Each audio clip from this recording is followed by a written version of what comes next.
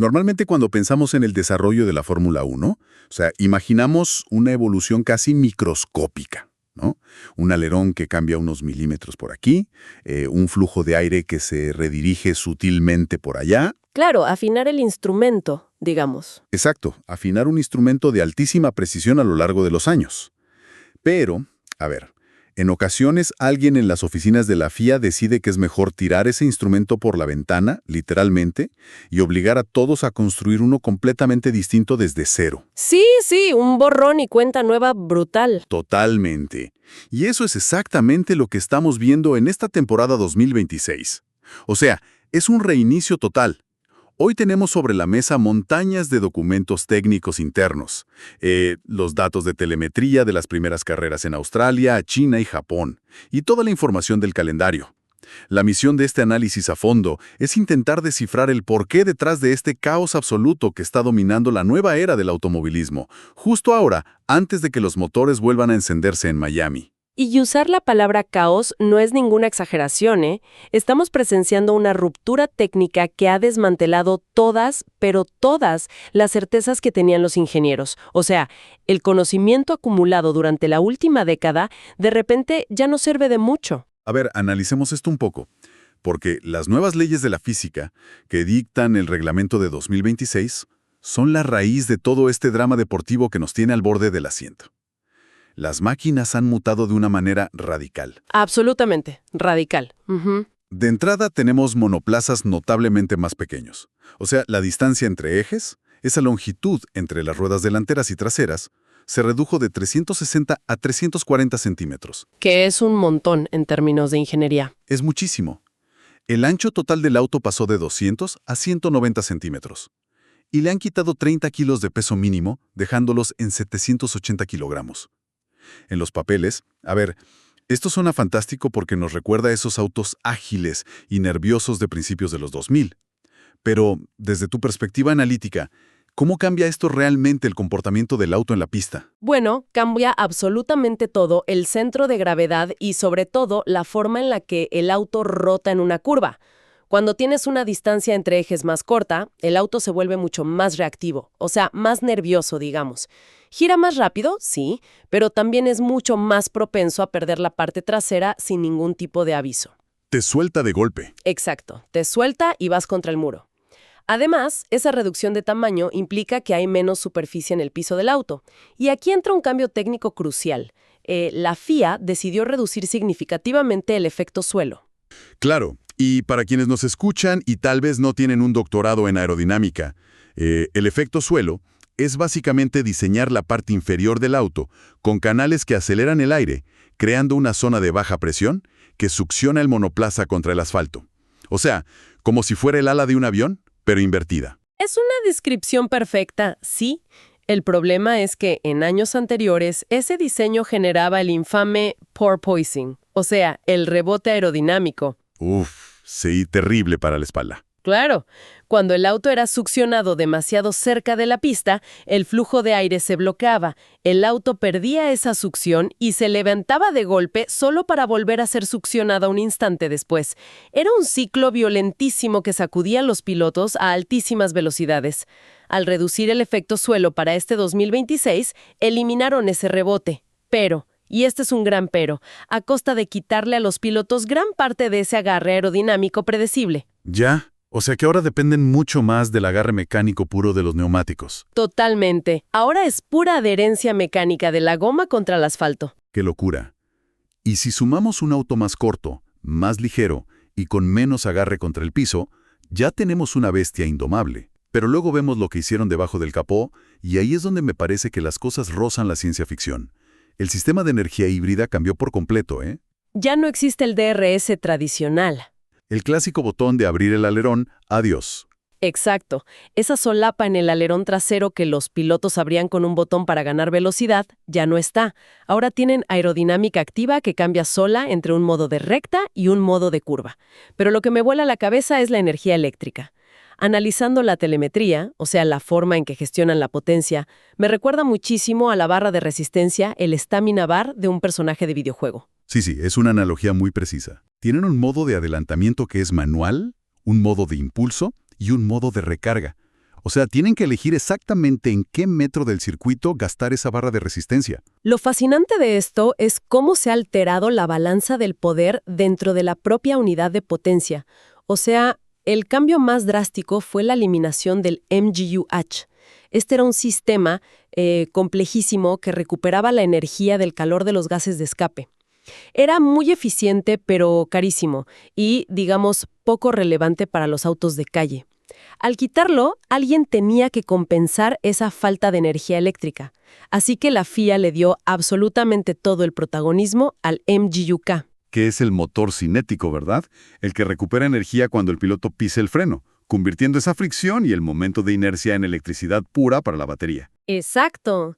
Pero la magnitud del cambio es lo que realmente sorprende. El MGU-K pasó de generar 120 kilowatts de potencia a unos descomunales 350 kilowatts. Es una locura. Estamos hablando de que casi 470 caballos de fuerza provienen exclusivamente de la electricidad. Es prácticamente la mitad de la potencia total del monoplaza. Pero a ver, espera un momento. Si casi la mitad de la potencia depende de una batería eléctrica que se descarga rapidísimo, ¿qué pasa cuando esa barra de resistencia llega a cero en medio de una aceleración? ¿Acaso el auto simplemente se muere en plena recta? Porque eso suena increíblemente peligroso si un piloto viene detrás a fondo. Es un riesgo masivo, y completamente nuevo de esta era.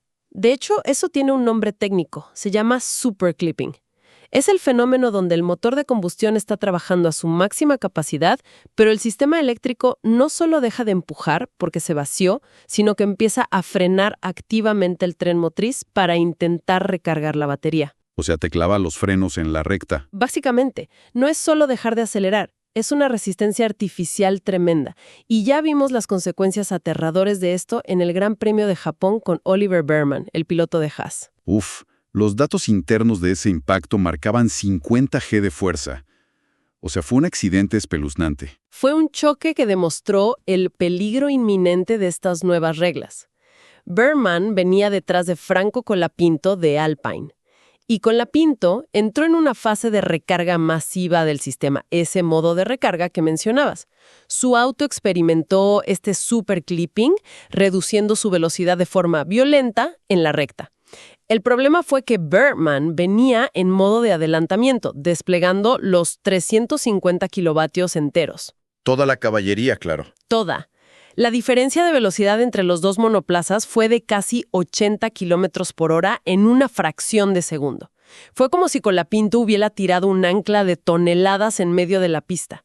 Bearman simplemente no tuvo espacio físico ni tiempo de reacción humano para evitarlo. ¿Qué nivel de tensión?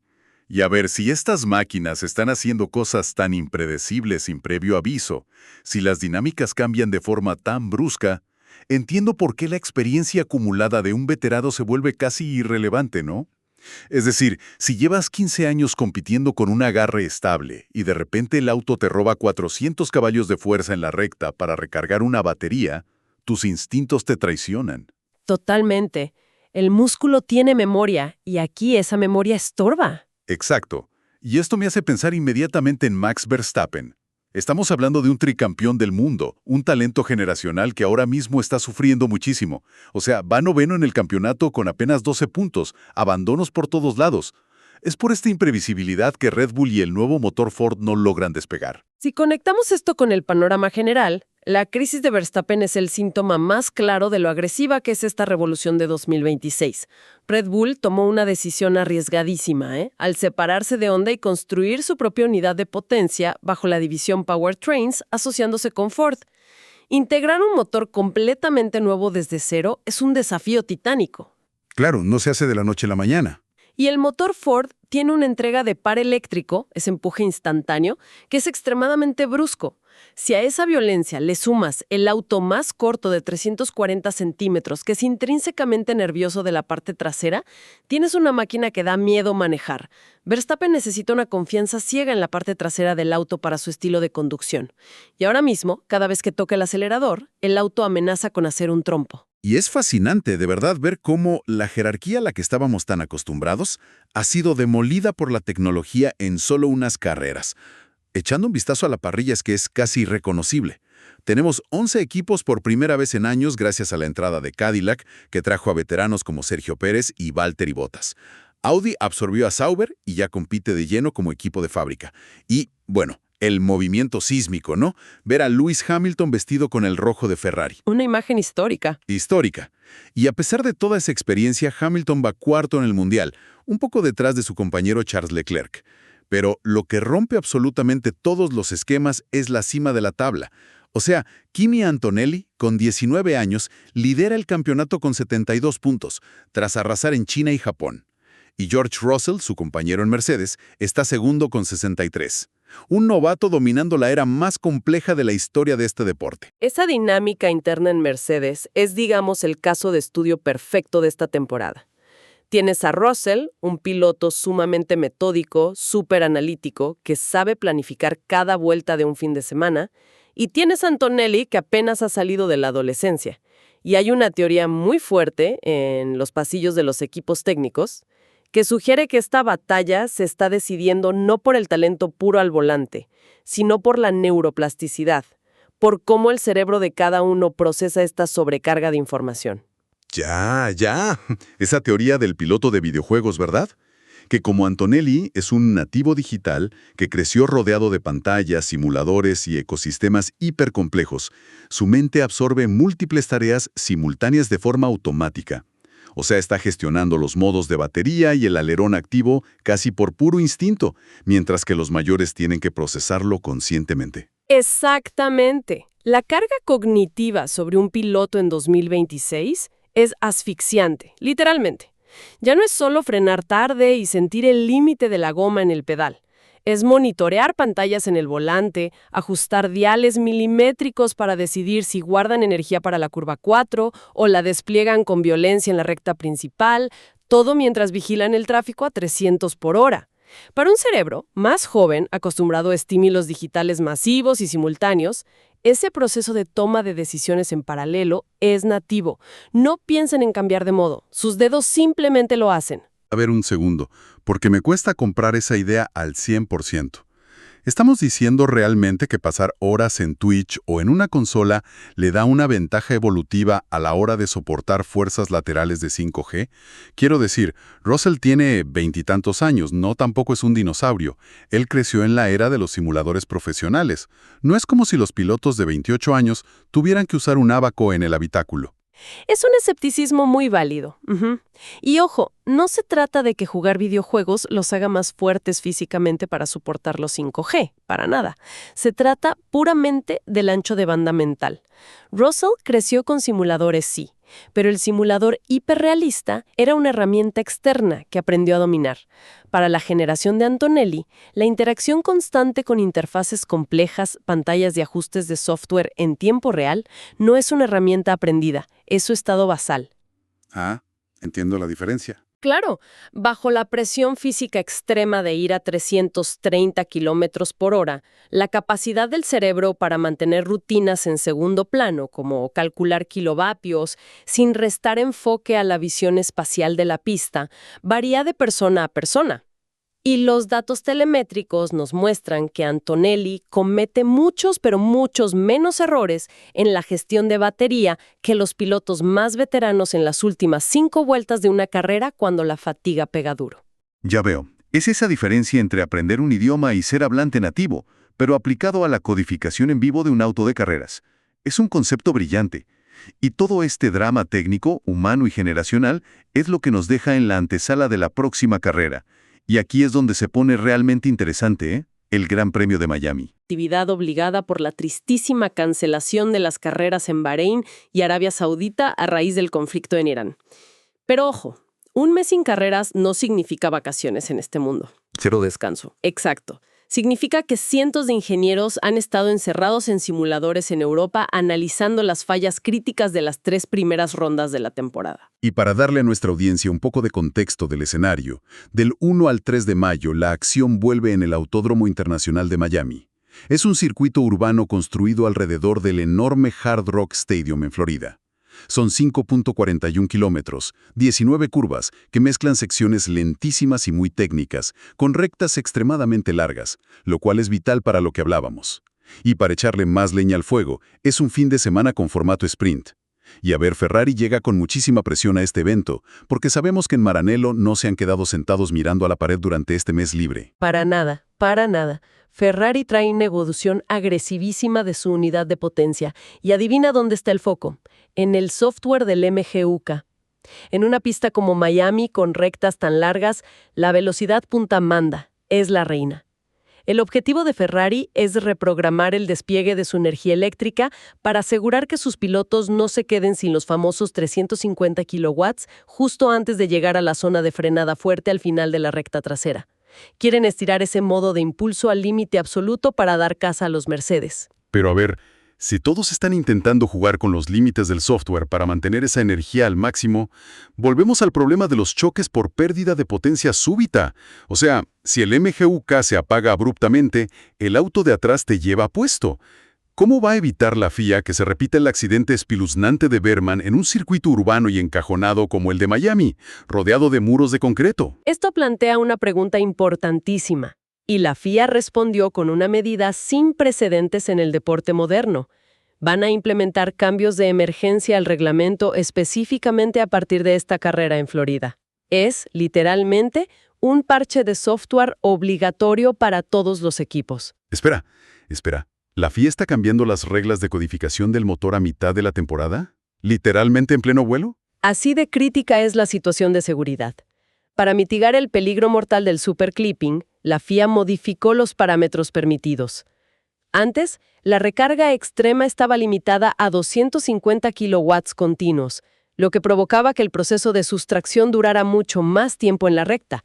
La nueva regla de emergencia sube ese límite de recarga a 350 kilowatts. O sea, igualando la capacidad máxima. Igualando la máxima, exacto. Pero, y aquí está la clave, reduce el tiempo permitido en ese estado a una ventana muy estricta de entre 2 y 4 segundos máximo por vuelta. A ver, sigo intentando visualizar la física de esto. ¿Por qué hacer la recarga más fuerte, pero más corta? Evitaría un choque por detrás a esas velocidades. Porque al concentrar la sustracción de energía en una ventana de máximo 4 segundos, los equipos están obligados a programar esa caída masiva de potencia en zonas muy específicas de frenada o entrada a curva, donde el auto de todas formas ya está perdiendo velocidad naturalmente. Evita por completo que un auto entre en un estado de recarga prolongado de varios segundos a mitad de la recta principal, que es cuando el diferencial de velocidad o el famoso delta con el auto de atrás se vuelve mortal. Hace que la desaceleración sea predecible para el piloto que viene succionado intentando rebasar. Entendido. Tiene toda la lógica. Pero obligar a las escuderías a reprogramar el corazón cibernético de sus autos para un fin de semana con formato sprint, donde de por sí tienes poquísimas prácticas antes de la clasificación, es una receta para el desastre estratégico. Tengo entendido que debido a este parche de emergencia, la práctica libre 1 sufrió modificaciones excepcionales. Efectivamente. La FIA extendió la práctica libre 1 en Miami a 1 hora y media. Esos 30 minutos adicionales son literalmente el salvavidas de la parrilla entera. Los ingenieros van a usar esa hora y media de forma enfermiza para validar el nuevo código del MGUK en el asfalto real. Si un ingeniero de audio o de Ford introduce un parámetro mínimamente erróneo en esos mapas de energía y no lo detecta en esa práctica, el auto podría quedarse vacío de energía en la zona más rápida del circuito durante la carrera sprint. O sea, es como ir a 300 kilómetros por hora sobre una cuerda floja programando la computadora de a bordo al mismo tiempo. Y no podemos dejar de lado un factor externo pero brutal, el clima de Florida en pleno mayo. Calor asfixiante, una humedad aplastante. Viendo los documentos de la carrera, este año hay normativas muy estrictas con la refrigeración. El calor va a ser un enemigo silencioso. Tras el rediseño de los autos que los hizo más compactos, la circulación del aire en el habitáculo cambió drásticamente, y las temperaturas que soportan los pilotos son derechamente alarmantes. Si la FIA declara riesgo por calor extremo este fin de semana en Miami, será obligatorio el uso de chalecos de refrigeración de alta tecnología bajo los trajes de los pilotos. Como si no tuvieran suficiente encima. Imagina el nivel de exigencia. Estás deshidratándote a 40 grados en la cabina, soportando fuerzas G que intentan arrancarte la cabeza en cada curva. y al mismo tiempo tienes que ejecutar una danza matemática perfecta con los botones del volante para mantener la batería en esa ventana óptima de recarga de 2 segundos. Es supervivencia pura. ¡Qué locura absoluta de temporada estamos viviendo!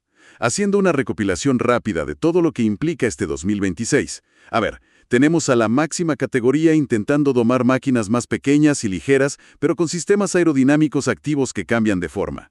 Tenemos un campo de batalla de 11 equipos donde la historia no importa en absoluto, donde gigantes automotrices como Ford sufren lo indecible mientras marcas como Cadillac buscan a codazos su espacio. Y sobre todo, tenemos un campeonato liderado por un chico de 19 años que parece tener el cerebro mejor cableado para esta sobrecarga digital que campeones consagrados con décadas de experiencia.